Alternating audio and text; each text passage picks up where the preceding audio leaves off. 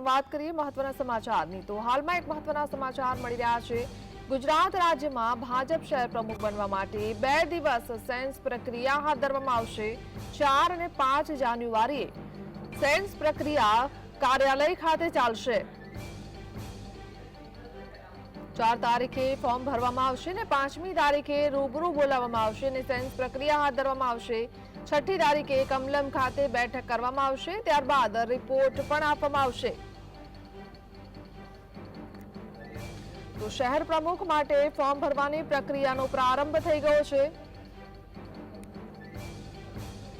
સંવાદદાતા જતીન જોડાયા છે। જતીન, સેન્સ પ્રક્રિયા હાથ ધરવાની છે 4 અને 5 તારીખે, હાલ શું જાણકારી? જે પ્રમાણે શહેર પ્રમુખને લઈ સેન્સ પ્રક્રિયા જે છે તે શરૂ કરવામાં આવી છે।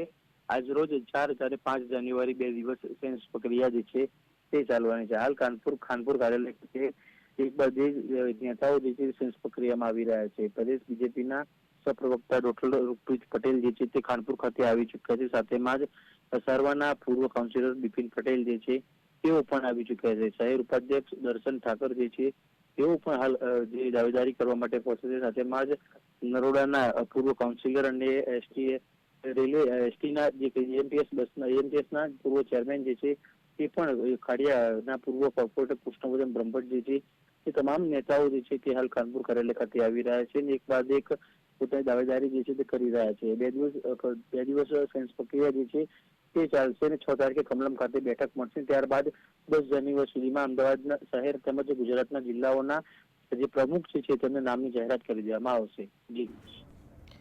જી જતીન, આભાર।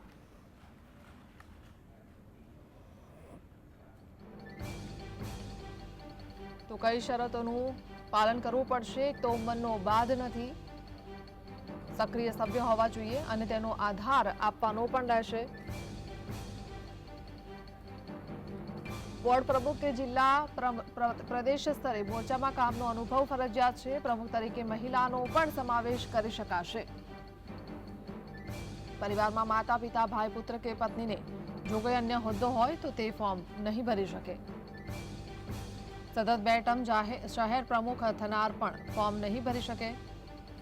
પ્રમુખ બનવા ઈચ્છુક સામે ફોજદારી કેસ, ગોટાળા સંબંધી વિવાદ ન હોવા જોઈએ।